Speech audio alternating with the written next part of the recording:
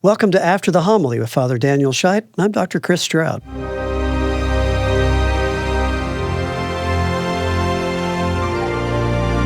Have you ever had questions after the homily? I know I do regularly. Have you ever wished that you could figure out why the priest put this in the homily and not that?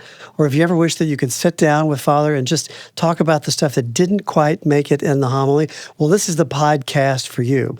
We cover everything from church literature to church politics to church architecture, from church teaching to dogma, you name it. If it's on the agenda for Catholics, is it part of their everyday walk of their journey to heaven? Well, if it is, it's on our agenda.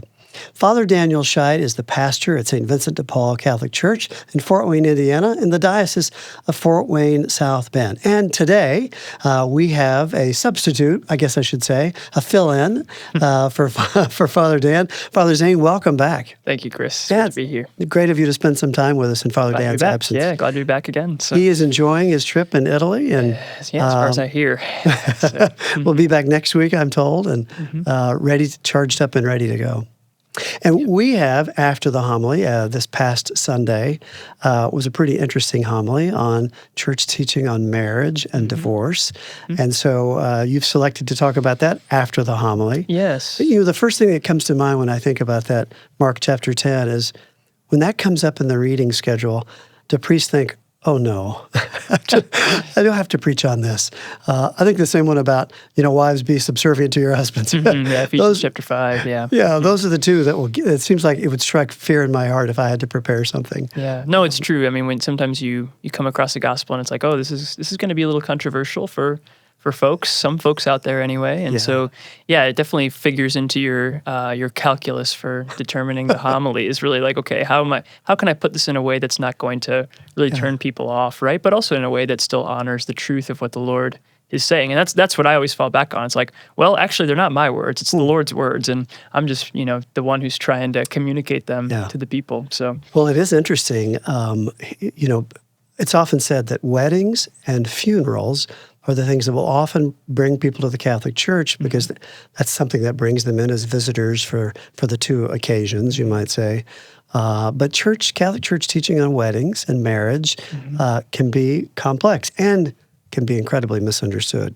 Yeah, absolutely. Yeah, and I can't tell you how often I've had to have conversations with people about about particularities of the Church's teaching, particularly on divorce and the status of Catholics who experience civil divorce, and it's pretty common. I think we could all name off the top of our heads quite a few people who we know are in that situation. And sometimes, and this is the real shame, it's when those kind of obviously less than ideal marital situations, divorce, when it happens, how it can just become this really big obstacle that keeps someone away from the Lord and away from the Church when it doesn't necessarily have to. So that's part of my hope in talking about this today is that we can maybe remove some of those obstacles for some folks, or at least get them to begin that process of really looking into coming back to church and talking to a priest, getting a little bit of clarity on those issues. And I think it may have been a little more than a year ago, maybe 2 years ago, when Pope Francis spoke in a couple of different venues about divorced Catholics and coming back to church and the sacraments. And so this is I guess it's always a timely topic. Yeah, it is. Yeah. But perhaps we should start on the front end with marriage. Yeah, great. And, how does that work, so to speak? Yeah. Well, I think, to just look at the gospel and, at St. Vincent's this weekend, it was interesting. We had a mission speaker who came in to kind of, talk about the Eucharist in particular. That's what the mission talks are about. So this gospel kind of came up and he gave a little brief shout out to it without really going into much detail on marriage and divorce. And so in the gospel, this is from, as you mentioned, Mark chapter 10, the Pharisees approached Jesus and ask him if it's lawful for a husband to divorce his wife. And they do this to test him, the gospel tells us. And Jesus basically takes them back to the beginning and says, what do we read in Genesis?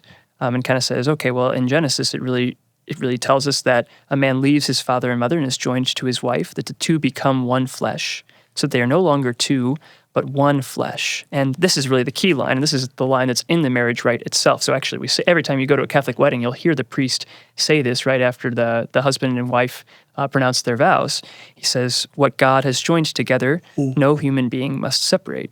In other words, that we believe that marriage is not simply a contract that two consenting adults make to each other, but that it's also something that God has blessed, and that God creates something new in bringing these two people together to become married, not just on the strength of their own conviction, on the strength of their own consent, but also with His own blessing that turns them into something that they were not before, something that union that God has blessed. Well, So, I mean, I can certainly say, as a husband of 30 years, it's impossible to imagine my life separate from that of my wife's. Now, I don't think we felt that maybe the first day after after the sacrament of marriage, but through the years, I think if you ask older couples, you would say it. And we see this sadly when in older couples, when a spouse dies, oh yeah, the living spouse sometimes struggles, and we see them die sometimes later. You always wonder, it's because they were one flesh. One doesn't really exist without the other. Sad but beautiful at the same time. Yeah, when I think about my own parents, they've been, praise God, they've been married for 40 years. And actually, at the end of this month, I'm going home to Mishawaka, and I'm going to celebrate a Mass on their anniversary, October 26th, their 40th anniversary. I'm going to celebrate Mass, and they're going to renew their vows, and I'm going to be there, like standing there and inviting them to renew it, which is like crazy to think about. It's like I wouldn't even exist if it weren't for those vows that they had made 40 years ago. And here I am kind of inviting them to renew their vows. And I just think to myself, my life would not be possible if it were not for that union. And really, like I tell everyone this, that I don't think I would have been able to really discern and commit myself to a vocation, to the priesthood or any vocation, if it hadn't been for that fidelity that I've gotten to see in my parents and that 40 years of marriage. And you think about it, it's like they've been married, longer than they've been they've been married more years than they've been unmarried in their life. So it's true. It's like their life really is their marriage to each other in a lot of important ways. If we think about our Protestant brothers and sisters, not so much on divorce yet, but just on marriage, do you think we differ in our understanding just of marriage, not of the separation of the marriage? But yeah, I don't think I'm necessarily the ultimate authority on this, but I think we do differ. And it's largely our difference in what the sacraments are. So as Catholics, we really do believe that when we celebrate a sacrament, it's not simply an exterior rite that's marking some kind of interior commitment or conviction that I have. So in other words, like baptism as a rite of passage. Like in the Protestant tradition, really, someone isn't baptized until they have really expressed that personal act of faith in Jesus as Savior. Yeah. So that baptism is almost kind of like the exterior rite of passage that's like, oh, see, like this person, believes in their heart, so now we're going to baptize them. Whereas we, as Catholics, we'll baptize infants. I was just talking so there was a Protestant high school student who came to the youth group this past Sunday, and he asked me about this very question. That's the way I put it, is that really, like, when we baptize a baby, like, we believe that something is happening to that baby, that the act of baptism is actually recreating that individual human life in the image and likeness of God, to make them a child of God, something that they weren't before. And so similarly, like when we talk about marriage, when two baptized Christians, two people who have become new creations in Christ, marry each other, when they make those vows at the Mass and the Lord's blessing is bestowed upon them as they're making those vows, we believe that they become something they were not before, that it's not simply a legal contract or like a status in the church that they're now that they've now acquired that kind of harmonizes with what they want on the inside. No, we actually believe that their act of making those vows is what brings them together in an unbreakable bond that no human being can separate. Because it would be to undo a sacrament. You can't be unbaptized. Yes, exactly. Or unconfirmed. Yeah, people can renounce if they're baptized in the faith, they're confirmed in the faith, they can kind of personally renounce that faith, but they can't change the fact that the sacrament they're baptized. I can't change the fact that I've been ordained a priest, and even if I were, God forbid, if I were to be laicized, removed from like priestly clerical status, like removed from active ministry, it doesn't change the fact that I am a priest, and that makes me, someone who's able to celebrate the sacraments, because that's something ontological is kind of the big philosophical term for it, but something at the level of being that happens. So when you're baptized, your being changes. When you're married with the sacrament of matrimony, your being changes in an important and irrevocable way. It's interesting thinking about our Protestant brothers and sisters. I think when I've had Protestant friends come to a Catholic wedding, they'll say things, I didn't know there were so many rules, or I didn't know it was so formal, or things like that. And it's tempting to say, it's a sacrament. It's not a ceremony. It's a sacrament. That's a really good distinction. And it's a sacrament, not just a ceremony. Yeah, we take sacraments seriously in the church. But that would be, I would imagine, a marked difference. Yeah. I don't know, and I don't mean to catch you off guard. I wonder what Jewish teaching is on the idea, since it's an Old Testament concept. Yeah, it would be a really good question. Yeah. And I know there's several beautiful like rabbinic commentaries on these chapters of Genesis and of course on marriage in general too, and some really beautiful stories. I mean, if you look at like the book of Tobit, for instance, and I think the emphasis on the legal component of it, you even see that in the book of Tobit. If you go to like I'm gonna probably get this wrong, but I think like Tobit chapter 8, for instance, like Tobit, Tobias arrives at the house of Sarah, his eventual wife, and her father, and kind of makes this proposal like, I would like to marry your daughter. And Sarah in the background, like she's had this crazy string of husbands who have died on their wedding night, right, because of this demon. So there's a spiritual component obviously going on there in the Jewish mind, but like the father of Sarah's kind of reaction is once everything kind of gets settled that we're going to do this, like, is to draw up the paperwork. And there's kind of like, they kind of draw out the contract and everyone signs it. And the transactional. Transaction. And that's kind of, but that's the foundation, of course. And that's like what seals it. And we have that too. And in fact, like our first, usually your first meeting with the couple who's getting ready to get married, who's like entering into, they're engaged and they're starting marriage prep in the parish. Their first meeting, you actually do quite a bit of paperwork, and there's certain like legal questions that you have to ask each of them individually. Like, have you been married before? Are you entering into this marriage freely? Are you kind of like putting any like preconditions on this marriage, basically to assess their legal like status and ability and freedom to get married. So we start with that as a foundation as well. And the Catholic understanding of the sacrament of marriage is that it is a legal relationship that Christ has elevated to the level of a sacrament. And that is exactly what we believe about it. Now, part of your role as a priest is to do marriage preparation with couples.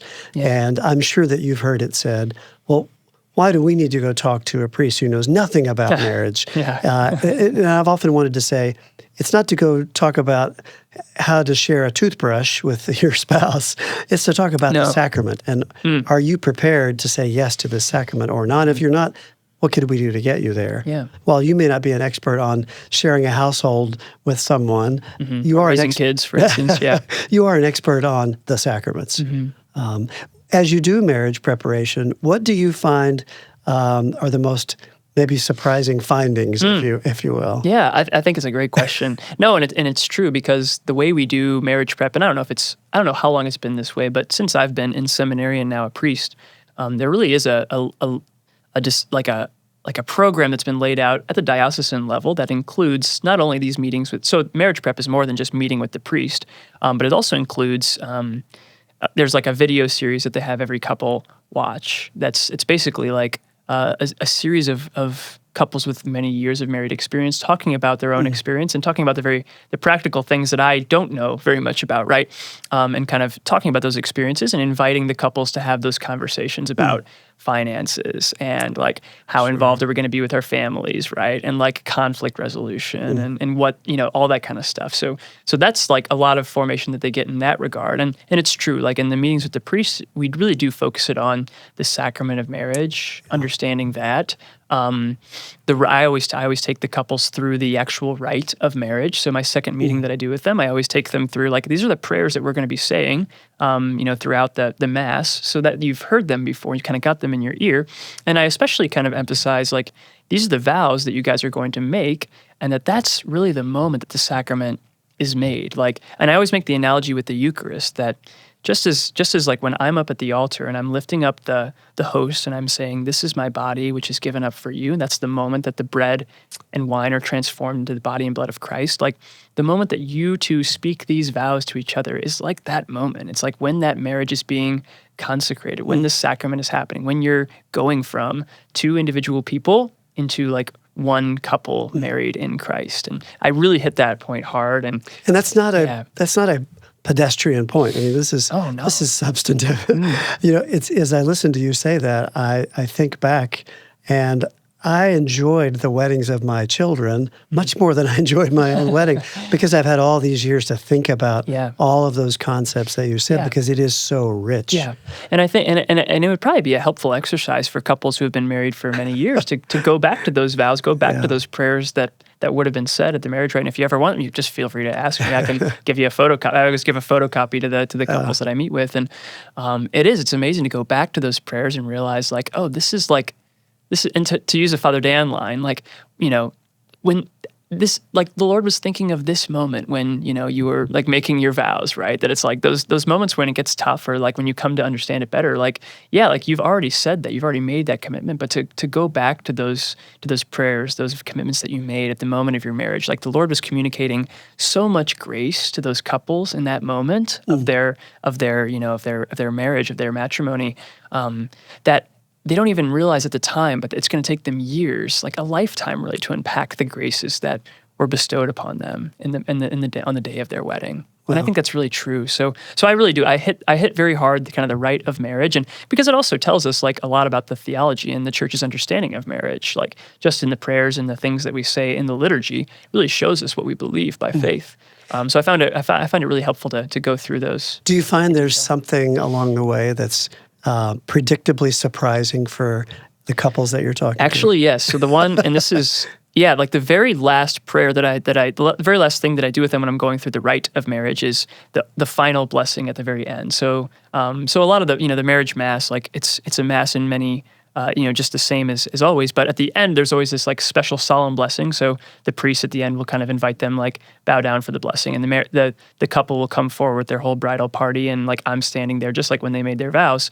I'm giving them this blessing, and the final blessing is kind of like, it's something like, may you have solace in your friends and know, like, peace with all your neighbors. Amen. May you, like, have, like, the consolation of your children, something like that. Amen. And then the very last one is, may the afflicted and the needy who have known your kindness welcome you into the heavenly kingdom at the end of your life together. Amen. So, like, the very last word that the Church gives to this married couple before they send them on their way is, remember the poor. Don't forget the poor. Like, that it's your responsibility to take care of them, and that they too will take care of you. And that goes right back to the gospel, where the parable of Jesus, like, make friends with wealth on earth, right? Like, use your wealth to kind of care for the poor, so that when your earthly wealth fails, they will receive you into eternal dwellings. And it's just like that's the very last word that the Church gives to married couples, is like, do not forget the poor, do not neglect those who are afflicted and needy.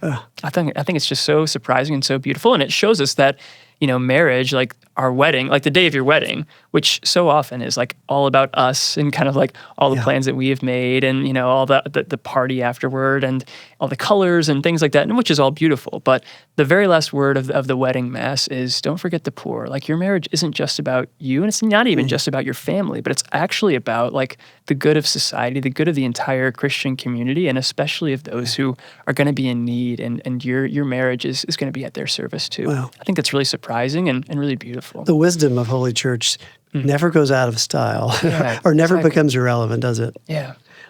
I think listening as you were going through last Sunday's reading, once again, it says, and he made them male and female. Maybe before the last couple of years we would have read through that as though, of course, that's what it says. Yeah. But maybe a minute or two on why Church teaching is what it is with respect to marriage outside of a traditional marriage between man and woman, that sacrament, we would say, can't take place. How do we speak to Catholics and non-Catholics alike who are struggling with that teaching? Yeah. Yeah, I think, it is a difficult teaching, and I think in this gospel, the Lord really doesn't shy away from No, it. it doesn't. In many ways, like Jesus, in the context of his day as a teacher on the law and on morality, in many ways, he's more liberal than a lot of the other teachers of his day, but in other ways, he's much more conservative. And so like his teaching on marriage and the impossibility of divorce, for instance, like that's like kind of radically conservative in a way that no other rabbi at the time was, right? So this would have been like a very surprising teaching for Jesus, who's all about caring for the poor, all about like, not allowing like the formalist religion to kind of get in the way of like the weightier things of the law. And yet like he is like uncompromising when it comes to marriage, right?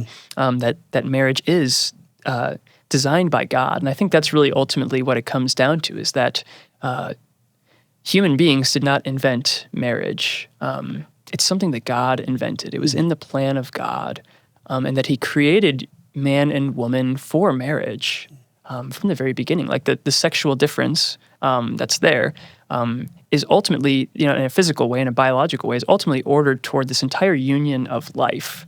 Not just like the ability to reproduce and have more children, but it's actually like oriented toward this entire like gift of myself, one to another. And this is something that John Paul II will develop in detail in his Theology of the Body. And we can, that's a whole nother podcast, I'm sure. Or two or three. Yeah, exactly. But that's all to say that like, the sexual difference that we find in male and female is oriented toward a complementarity, a diversity, but an ultimate union, a communion of life, which finds its meaning in marriage, in that gift of my entire life to you. So that difference is sexual, it is physical, and it is also spiritual. So I think like any other type of union. So you look at like a same-sex union, for instance. Are there those elements of like a union of life that are possible? Sure. I mean, we have friendship between people of the same sex. I look at myself and the way that I interact with other like men in our parish, right? Like, people that I love, other good friends that I have, my brother priests, for instance. There is a profound union of life. It's not the same as like a union of life that's there in marriage, and of course it lacks that bodily, physical component that is part of it. The the producing of children, the union, the really building my life based on that commitment that I've made to myself and to my family. So I think that really is, it's really to cover the physical, the biological, right, as well as the emotional and the spiritual. And it's really like both of those things together is really what God's plan for marriage was from the very beginning and what it's always going to be. And nothing can really change if that. viewers find themselves in that discussion with a Catholic or a non-Catholic about so-called same-sex marriage, listening to you, it seems like a good answer would be, as you said, this isn't something we made up and decided to teach. Yeah. It's impossible for two members of the same sex to become married because of Mark 10 and a lot of other teachings. And a lot of other teachings as well, a lot of other parts of the Bible. And and it really is, I mean, there's a natural component to it, of course, and you just look at that level, that there's a way that men and women can interact together in a natural, biological, sexual sense that is literally impossible for members of the same sex. So there's like a natural component to it, which we would also say as Catholics that's part of the divine design, right? Like that God designs the natural law. So God designs like the human body to be what it is, male and female.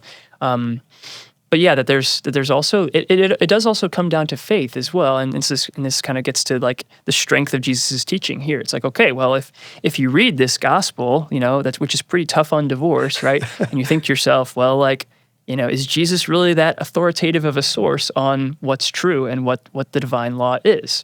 Okay, well, that's a faith question, right? Yeah. Like, do we really believe Jesus is who he says he is? Do we really believe that Jesus is the Son of God, that Jesus definitively interprets the law, and that Jesus, like, ultimately is the one who's able to give law? Like, do we believe that he has that kind of authority? If we do, then we have to take his word seriously. And then, of course, like, if you're a non-Christian, like, you can kind of take it or leave it. But as people of faith, as people who really trust in Jesus' authority, this is something where we have to listen to him. We have to listen to how uncompromising he is on this teaching, and really, It's so really clear take that cut. seriously. And It makes me think of the teachings of the Eucharist. He didn't stutter. He was very clear, and there's not that many times Yeah. it seems that he is that clear. And yet, like, contrast that with like what we find in, for instance, John chapter 8. So the woman caught in adultery, this famous scene. So we have, it's the same Jesus who is, uncompromising on divorce and adultery. Like, you read other places in Matthew's gospel, he talks about, anyone who looks at a woman with lust in his heart has committed adultery with her in his heart, right? Oh, that's pretty like intense too. But this is like the same Jesus who, when he's confronted with this woman who's caught in adultery, so someone who's objectively in a state of sin. And the detail in John 8 is that she was caught in the very act of adultery, as if like the Pharisees ripped her from the bed and brought her to Jesus, right? Like, wow. And the way that he treats her with such mercy and such compassion, that is the Lord that we believe in. So we have to like take him seriously at his word, but also take him seriously at his example, like in the way that we communicate that word to others. And I think that's always the struggle for us, right? Is to hold fast to the truth of Jesus' teaching, and also hold just as fast to the truth of his compassion and of his mercy towards sinners. Wow, what a juxtaposition. That's it's not easy. In fact, it'd be impossible without grace, wouldn't it? Yeah, correct. You mentioned theology of the body in St. John Paul. It reminds me, he was so transformative with a young generation or two. And at the same time, he was so uncompromising on teachings on this or on and all things marriage and family life. Yeah, not unlike our Lord in that way, I would say. Yeah, it's impossible not to see the parallel there, but it's fascinating.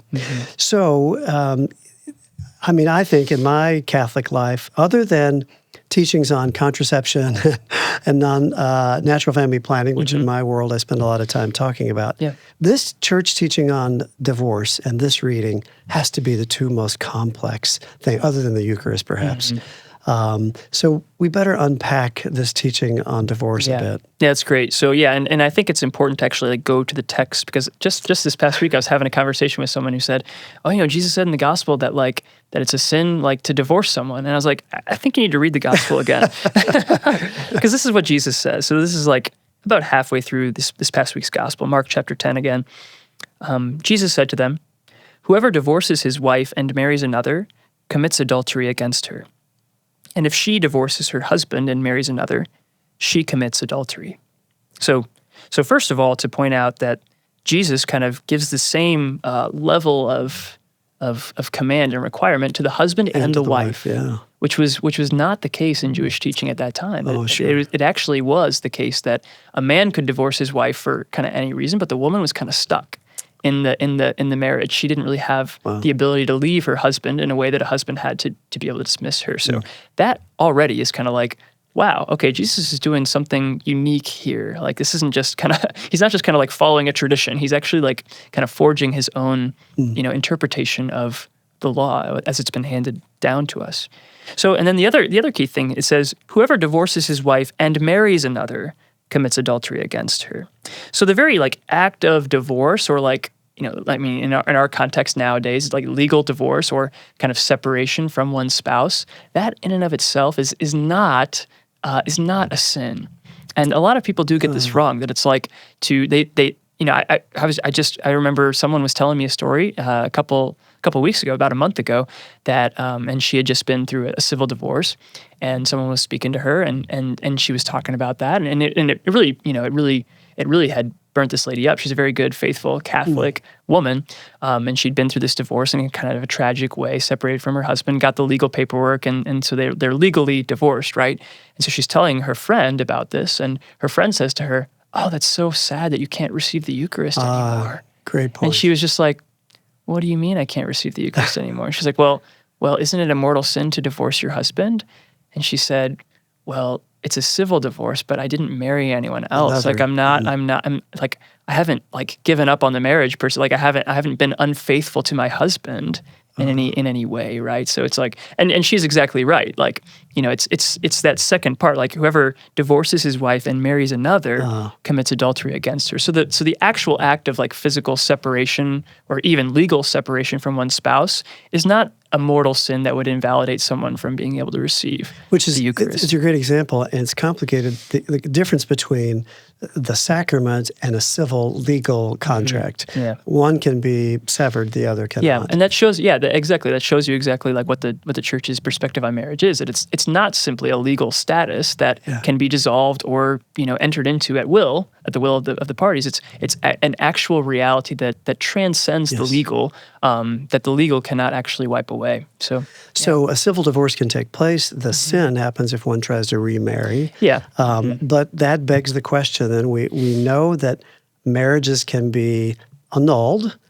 Very complicated topic that's probably often misunderstood and misquoted. Yeah. We should probably talk about that. Yeah. How is it that a sacrament can be undone, Annulled, which is not the same as annulled, right? Yeah. How does that work? Yeah, it's a really good question, and we could probably do that's another podcast we could just do on annulments, right? And I'm not a canonist, and so like the experts on this kind of topic are canon lawyers who have really spent their. We'll have to bring Father Mark in sometime. Father Mark Gertner would be a great one to talk about this, or Father Jake Runyon, or whoever it might be. But maybe the better question would be, what is an annulment exactly? Yeah, exactly. And so an annulment, I mean, when we're talking about an annulment, and the person who would seek an annulment is someone who is divorced from a previous spouse, who is seeking to be married in the church.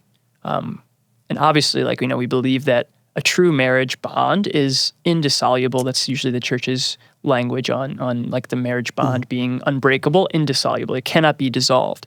So what an annulment is an inquiry into that previous marriage to see whether or not there was some kind of factor that would have disallowed that person from entering into the marriage in the first place. So for instance, there's a lot of different examples that could be there. But for instance, if one of the two spouses at the moment that they were being examined by the priest and kind of entering into this marriage freely and stuff like that. If one of the spouses intended from the beginning to not persist infidelity to that marriage their entire life, but or maybe had someone on the side, God forbid, while that was happening, that would be a circumstance that would have invalidated that marriage. And so to seek an annulment is to seek whether that marriage was from the beginning actually not the sacrament of marriage. So that one of the parties or both were unable to actually consent to that marriage. What an important distinction. From the beginning. We're not undoing the sacrament. We're saying the sacrament didn't happen. It was flawed. Exactly. It was an inquiry into the circumstances of the original marriage to see whether or not it was a valid marriage in the first place. And so a declaration of nullity or an annulment is basically after this process of inquiry.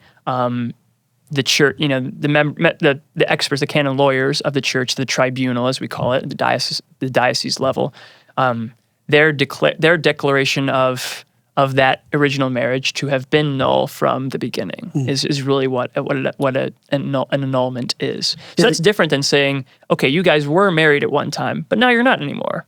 No, that's not at all what an annulment is. It's actually saying that you guys were never sacramentally married in the first place. That's what a declaration of nullity or an annulment is. And that is another, I think, point of contention. And I think the key is what you just said, sacramentally. So you had a civil marriage. And that civil marriage has been dissolved in a civil trial or act. And we're saying the sacrament didn't actually take place. But another common point I think that's often brought up is now somehow the status of the children of this couple. Are they somehow, this is a tough question, but isn't the key in the sacramental part versus the civil part? Really.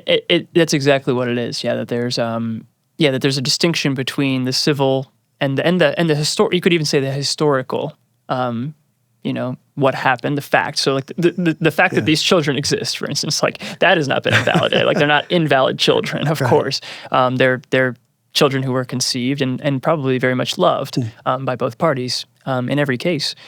But that it is. It's the sacramental level. So was this couple actually able to, and did they in fact consent to everything that the church believes marriage to be? And so I think what we could say is that if they don't meet that mark and the marriage is declared to be null, to be annulled, that really they were only able to kind of partially, or maybe they only partially consented to everything that the church intends when she intends marriage.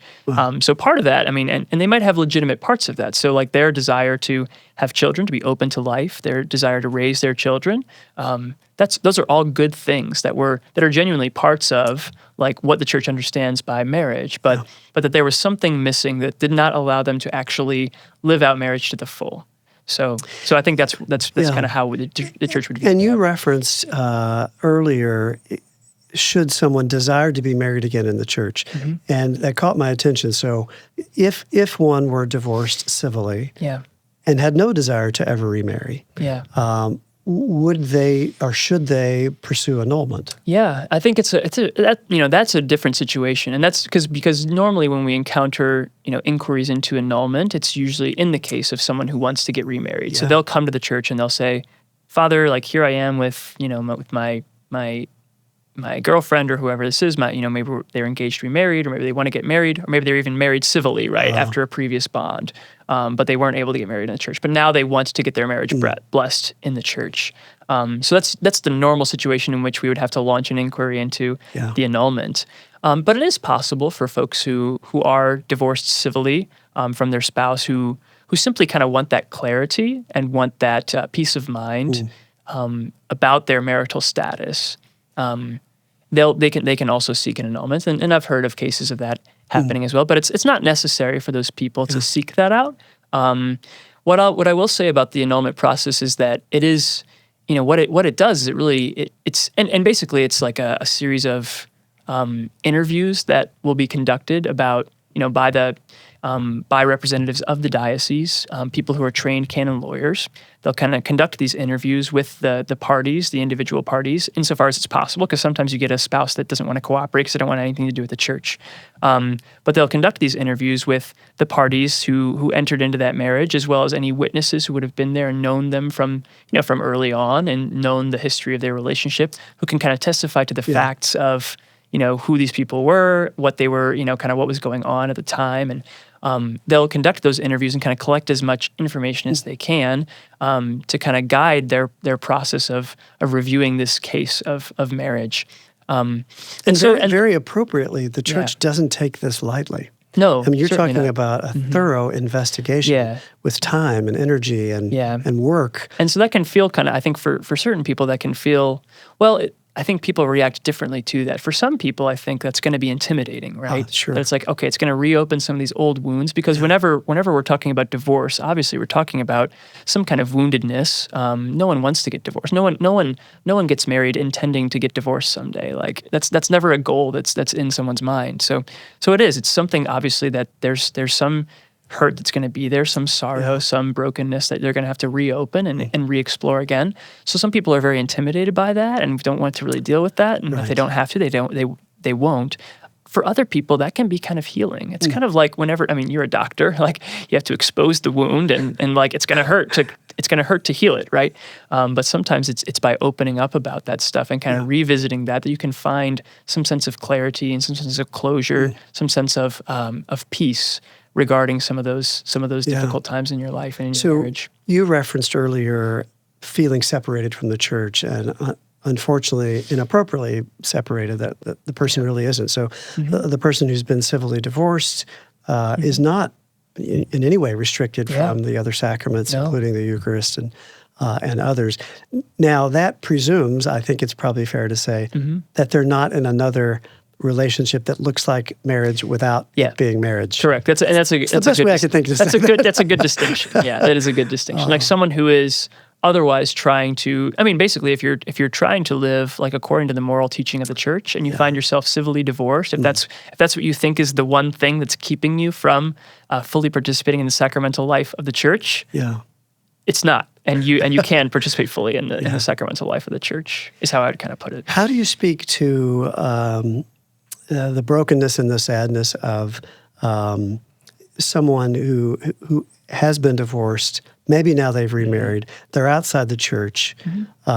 Maybe they remarried to a Catholic or a non-Catholic. and they simply don't see a way back. Yeah. They think that sin is too great, can't be forgiven, and so they leave the church, and maybe their family does as well. Yeah. How do we address them? Yeah, I think that's a $1 million question, because I think there's a bunch of people like that.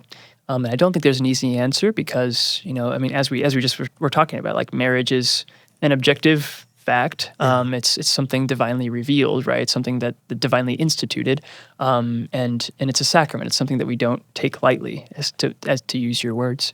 So that's all really true. But it's also important to kind of accompany people, and really, in the way that the seriousness with which we take marriage and kind of the annulment process, the investigation and everything, is really at the service of the dignity of marriage, the high dignity the church has for marriage. But one of the desires, and this is actually one of the ways in which Pope Francis's pontificate has actually been really good, is he's really desired to make the annulment process a little bit closer to home for folks, because I think more accessible and more like local. So in other words, that the pastor of the parish is going to be more involved with the people going through the annulment process than in the past. And he's kind of like opened up some ways for that to happen, and kind of mandated some things in canon law that have actually made like the tribunals closer to the level of the parish. So for instance, now like every diocese is required to have a marriage tribunal. It's not something that they can simply mail out to like the Archdiocese of Indianapolis in our case, for instance. You actually have to have one in our own diocese, because that makes the people not simply a case on a piece of paper, but rather real human beings with whom you can have a relationship. And really for the pastors, for people like me, parish priests, that our primary responsibility when it comes to the annulment process and helping people who are in irregular marriage situations is to have a relationship with them. To talk about what's possible for them while they're waiting for the declaration of nullity, if that's what ends up happening. But really to assure them that, like, we are here for you, and that there is a way for you to participate in the life of the church. And if it's and that's the other thing, like if it's not full sacramental participation, like if that's not possible, if the marriage is not declared null, for instance, like if they don't get that annulment, but you're still remarried and like coming to church, maybe one of the spouses is Catholic or whatever. It might not look like being able to receive all the sacraments until, for instance, the previous spouse from the previous union passes away, or whatever it might be. But there are still lots of ways to continue participating in the life of the church. The doors aren't locked. The doors aren't locked to you. I mean, at our parish, just kind of spitballing here, like the oratory of St. Mary Magdalene, like nothing prevents someone who is even who is like in an irregular marriage situation, and living that way, right? Like without having an annulment, without being married in the church, like there's nothing preventing a person like that from adoring our Lord in the Blessed Sacrament, and going in there and really, pouring their heart out to Him. There's nothing to prevent them from coming to Mass. Sure. There's nothing to prevent them from, even during confession, like coming and speaking to the priest, and like, I know I can't receive absolution, but I'd just like to talk about what's going on and getting that kind of counsel. There's nothing preventing them from attending, the baptism of their nephews, or the confirmation mass, or whatever it might be, attending an ordination. I mean, any of that stuff. There's nothing preventing them from going on a Christ Renews His Parish weekend or anything like that. That's a great point. So there's all these ways of participating in the life of the church, and I think one of the things that I don't know, that I really want to do as a priest and kind of make my personal mission is really like showing people how these ways of participation are possible, even when certain things aren't possible to them. So it's like if they can't receive Holy Communion, if there's really no way to do that after this long process, like it doesn't mean that you're totally isolated or cut off from the life of the church. And we would hope that, praise God, by the end, and we're talking a long game here, the game of your entire life, right? That there's going to be like that possibility of ultimately bringing that marriage into the church at one time or another. And there's certainly those ways of participating in the life of the church, even when you're not able to go to communion or whatever it might be. Yeah, that is beautiful. I mean, just the idea that the church is bigger than this, and her doors are always open, and there is a place for you. Yeah. I'm pretty sure there's nobody in there that isn't a sinner on some level or another. That's true. And that's another big, big mantra of Pope Francis's as well. That he always ends all of his addresses by saying, don't forget to pray for me. And that was like the very first thing he said, like, I'm a Yes. sinner who needs your prayers. And it's very true. I think we need to remember that sometimes, that Pope Francis really is counting on our prayers because, he's not perfect, and Yes. and neither of any of us. Wow. I think another area of confusion sometimes is, particularly, I spend my career talking with women, and women that are in an unsafe relationship. Maybe they're in an abusive marriage. Yeah. And I think sometimes the church is misunderstood as though she would be teaching, well, you must stay in that relationship, even though it's unsafe and you're being abused. How do we properly speak to women in that situation? In that kind of situation. Yeah, there is, obviously someone who is, so this would go for someone who's sacramentally married, but even someone who's like civilly married, right? Yeah. That the church would say that it is a good, obviously, for spouses to live together and inhabit the same place. That's the norm. That's the ordinary. That's the intention of marriage, right? You wouldn't marry your spouse intending to live in a separate house from them or whatever. And to raise a family together for the good of the children as well, and all that kind of stuff. But the church also teaches that, like, for a grave reason, and that's usually the language that's used in canon law and in the catechism, for a grave reason, so a serious, like, well-founded reason, it is possible for spouses to separate for some good reason, either for the safety and health of one of the spouses, the safety and health of one of the children, Great point. for their ability to practice the faith, even if it's found that, like, a certain one of the two spouses is, like, being inhibited by their spouse from practicing their faith or raising their children in the faith. That would be a grave reason. That would make it okay, and actually probably would make it expedient or the right move to actually separate from that spouse physically. So there's all kinds of circumstances that, and it's a grave. So it's like, okay, for instance, like, if my spouse I can't stand it when my spouse chews bubble gum because he, like, makes a lot of noise, I'm separating from my spouse. Well, that's not a grave reason, but there are, in cases of abuse, certainly that's of course, like, the physical safety of one of the two spouses or their of children. the children. Yeah. That's a very grave reason. And I would say, like, that should, like, physical abuse should never be patiently endured by a spouse. And if they think that like the church is asking them to endure that physical abuse as, like, part of the deal just to kind of get through, they're mistaken in that view. And so physical abuse should never be tolerated and should never be just endured patiently. It's something that is a problem that needs to be resolved immediately, probably by, like, physically relocating. And if it's something that can be addressed in counseling and brought back together, that's wonderful, and we pray that would be able to happen. But certainly it's not something the church would ever ask a spouse who's being physically abused to continue to endure that to preserve the marriage. Physical separation does not. That would probably be the right and prudent and safe course of action there. What a great distinction. I hope that clears up some misunderstandings. I know a lot of these things that you've brought up have clarified some misunderstandings. I'm sorry, viewers, that we spent maybe so much time on maybe the negative side of the coin instead of the positive. But I'm glad we started with kind of like what is marriage and, like, what is the sacrament of marriage and everything like that. And I would just to kind of to kind of throw that out there, like, my experience as a priest, I've only been a priest for like a year and a half now, and actually my entire first year of priesthood, I didn't celebrate any marriages or do any marriage prep. So, I did a little bit of marriage prep in my previous parish assignment, but it wasn't until I got to St. Vincent's here that I've started doing weddings now. We have a lot of weddings. We have a lot of weddings at our parish, and it's a really good thing. And I will say, like, there are probably less people getting married in the church now. Actually, I think Father Patrick Merritt gave a statistic this weekend that, like, there's, like, compared to, like, 1970, I think in 1970 there was, like, 400,000 Catholic marriages in the United States, and in the year 2023 there were, like, 100,000. So, like, 1/4 the amount of Catholic marriages. But what I'm seeing in the couples that I'm preparing for marriage, and I think that are getting married at St. Vincent's, and I think in other Catholic churches they probably see the same thing. It's less people. It's a lot of people getting married, less than maybe at one time. But the people who are coming in and choosing to get married in the church, it's so countercultural these days that they really are coming in with the right intention. They're coming in with the right mindset. They're not just getting married in the church because it's what you do.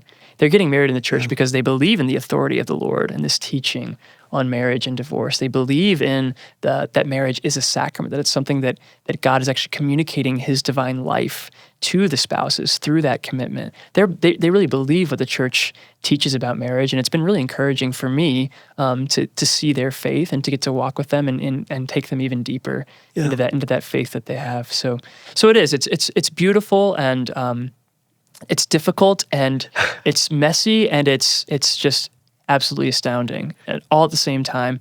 But overall, my experience of doing marriage prep, of walking with these couples, and of celebrating weddings now, it's brought me so much joy as a priest, and it's something I'm continuing to look forward to as a priest. Hopefully for many, many years and many, many weddings. Hope so. Yeah, I can At tell St. you, Vincent's. as someone on the 30-year end of that sacrament, it just gets better year after year after year, and it is beautiful. And it's too bad that we have to talk about the negative side, yet it's a realistic challenge of life. Yeah. But the rewards of marriage are just like no other. And one thing, I always think of my dad. I mean, when I'm doing like meeting with couples who are having difficulties in marriage, kind of counseling or whatever, or when I'm doing marriage prep, I'm drawing so much from my parents' marriage, and just like their experience that I've been able to see. Right. They've been married for 40 years, like I said, and something that my dad always does whenever we go to a wedding and you have like the guest book at the reception, you kind of sign your name and like write a little note for the couple and stuff. My dad always writes the same thing in every book. He always says, marriage isn't 50%, 50%. It's 100%, 100%. He always writes, and then he signs his name, Mike Lagenbrunner. And Good advice. I think it's fantastic advice, because it's like, how do two people become one flesh? Like, how does that actually? It's by both of them giving 100% to each other. And 100% to God. That's ultimately the only way that it really works.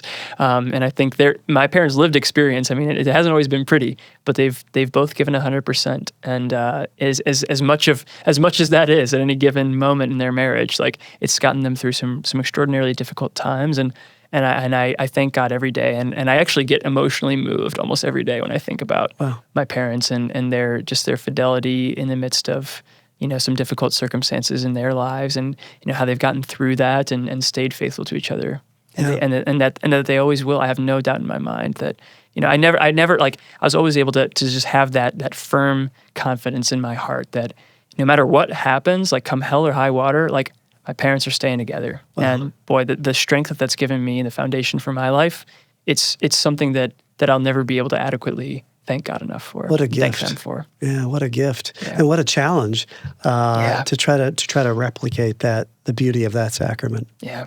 Well, thanks for sharing your wisdom, and thanks for clarifying teaching and really inspiring people to pursue that sacramental greatness. Amen. Yeah. Well, viewers, we hope you've enjoyed this discussion. We've certainly enjoyed having it. I hope you'll join us for a lot of other discussions. I hope you'll share this podcast with simply everybody you know. Remember Father Dan's challenge to connect with the 12 families around you through prayer, or maybe the 60 families closest to you. Maybe you share this podcast with them as a way to make that initial connection. We'd love to hear what you think about this podcast and all of our other episodes. You can comment below. We'll do our best to answer your questions.